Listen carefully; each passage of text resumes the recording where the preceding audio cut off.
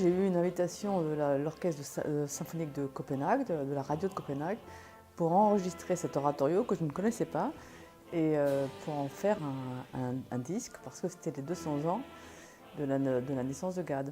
Gad crée son propre langage, invente vraiment son propre style et notamment parce qu'il cherche une couleur typiquement nordique et typiquement en relation avec l'univers d'Ossian parce que c'est une œuvre ossianique inspirée par un des poèmes d'Ossian qui s'appelle Komala donc, et il participe à cette grande mode des ouvrages inspirés par ces poèmes d'Ossian publiés par Macpherson au début du XIXe siècle.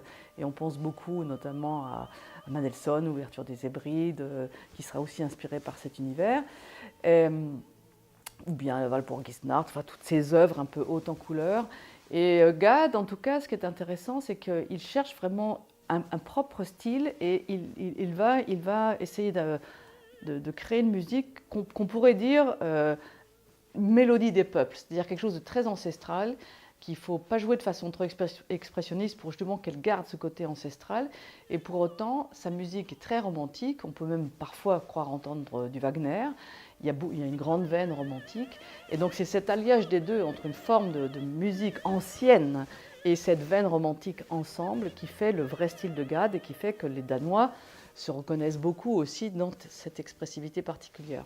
On est très clairement dans un style schumannien, mendelssohnien, avec cette particularité de Gad, d'essayer de chercher ce timbre. C'est ça aussi qui m'a beaucoup touché, et c'est notamment parfois aussi ce qu'on entend chez Brahms plutôt, qui est aussi allé chercher cette mélodie des peuples. Gad, en tout cas, est tout à fait dans l'air de son temps et il travaille un langage à la fois très romantique, mais déjà chromatique, déjà avec des harmonies qui vont rappeler celles de Wagner par la suite. Wagner, lui, utilisera plutôt la légende de Leda, qui est encore une autre légende. Et ce qui est intéressant chez Gad, c'est qu'il avait déjà pensé à Ossian en faisant son ouverture, ça s'appelle Écho d'Ossian.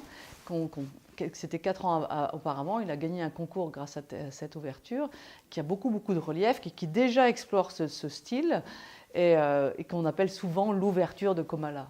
Komala, c'est une jeune fille qui est mariée à un guerrier, qui part en guerre, comme il y en avait beaucoup dans cette époque. Et les esprits infernaux lui font croire que Fingal, donc c'est son mari, son fiancé, est mort au combat. Et elle en meurt de chagrin.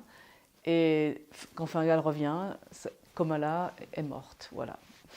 C'est très simple comme histoire, mais ça permet des scènes d'adieu entre les deux amoureux, ça permet des chants guerriers, ça permet aussi des traînes, des jeunes filles qui vont pleurer au chevet de Komala, ça promet le retour de Fingal qui est ivre de douleur. Enfin, c'est vraiment des scènes très dramatiques et comme tout est composé à peu près ce qu'on appelle Durchkomponiert, c'est-à-dire il n'y a pas vraiment de numéro, tout s'enchaîne.